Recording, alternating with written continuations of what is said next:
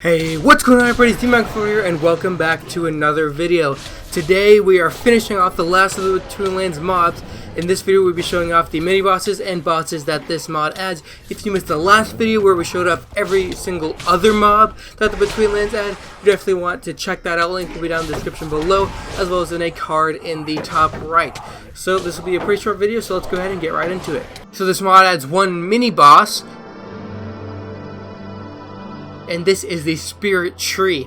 This thing spawns in swamplands clearings, and the difficulty and rewards depend on the number of wisps surrounding it. Wisps can be added or removed. Most of the tree and its surroundings can't be destroyed until it is defeated. Small Spirit Tree faces appear on the surrounding roots as well as on the main trunk. They shoot sap spit projectiles at players, and they'll eventually respawn when killed as long as the large Spirit Tree face is still alive. The large Spirit Tree face has 4 attacks, including the sap spit.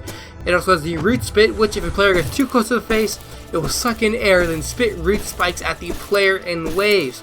Then we have the root wave, which summons rolling waves of root spikes that travel quickly around the ground along the tree. Finally is root entanglement, at which point some roots will appear below the player and shoot out, immobilizing the player if they don't get out of the way in time. Small and large tree faces take extra damage from axes, they don't regen HP, and the area will decay when the tree is killed, turning into a mini sludge plains biome. Smaller spirit trees can be grown from spirit tree saplings that attack mobs instead of the player. Now let's get on to the bosses that this mod adds,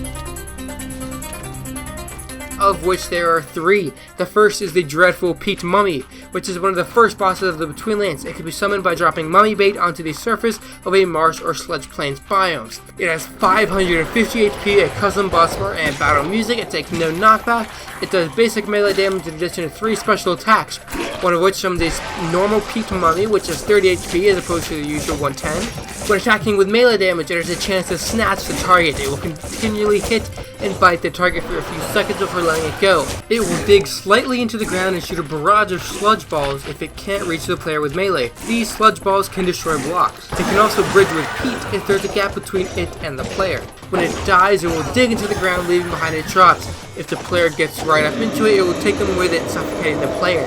There's a chance to spawn with a random amulet. It will drop 3 to 6 shimmer stone, 1 ring of summoning, and 1 amulet slot. Then we have the Pit of Decay, which is the final floor of the labyrinthine vaults. Before you can fight the sludge menace itself, which is the actual boss, you need to take care of the mechanism in the center of the room. Below it, there's a large hole where leeches, termites, small sludges, and sludge worms can spawn. There are balconies at each side with spike traps below them. On the balconies are sludge jet turrets and lenses which send a blue laser beam towards the machine. The rings at the bottom act like a conveyor belt, and the sludge jets can shoot the player into the air, causing fall damage. To take down the mechanism, the player needs to shoot arrows between the moving shields. As you can see, there's already an arrow here, which is acting like a hint. Once a side is completed, the blue laser will disappear for a short while. If all 4 sides are completed, the mechanism will lower. Once this has been done a few times, the machine will fall into the ground, destroying the gears. At this point, the sludge menace will rise from the depths, and the actual fight will begin. The sludge menace has 600 HP and cannot be one-shot with a sludge slicer.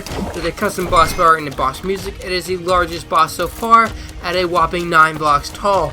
It has basic melee damage as well as some special attacks. It can slam the ground, spawning sludgy particles, and then slowly rise back up. It will fold in upon itself, then throw its head at the player, which does damage on contact. It can also turn upon itself rapidly, which does damage on contact. It can grab the player while regenerating HP as long as it's holding the player. You have to hit it to force it to let go of you, and you can block this attack with a shield. It will summon leeches, sludge worms, and sludge worm egg sacs, spitting them into the air. If the player gets too far away, it can shoot bouncy balls of sludge all around itself, which applies slowness when they hit the player. And when killed, it will perform a custom death animation before dropping an amulet slot and a ring of dispersion, as well as plenty of experience. And finally, the last boss so far that this mod adds is the Primordial Malevolence. It has 320 HP and is the boss of the White Tower. There's custom boss music and a boss bar. At first, it cannot be attacked normally, and there will be a visual indication of this. To damage it, you need to snatch one of the green projectiles that shoots using the left click of your sword.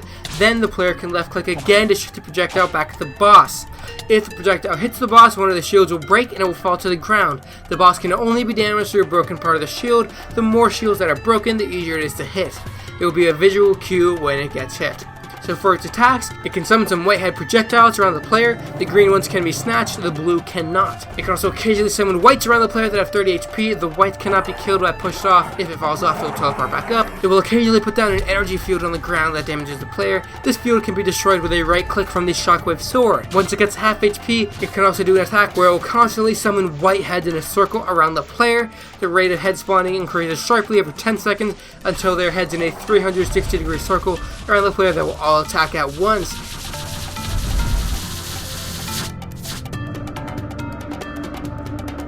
It is a custom death animation. It will drop a ring of recruitment and an amulet slot in addition to a lot of XP.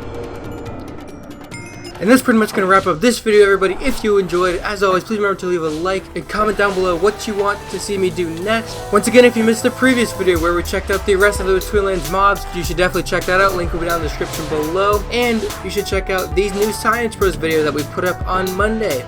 Feedback on that would be greatly appreciated as well. As always, if you would like to download this mod, link will be down in the description below. And if you want to go to the wiki or join the Discord, those links will be down there as well. Thanks for watching. Peace out, everybody.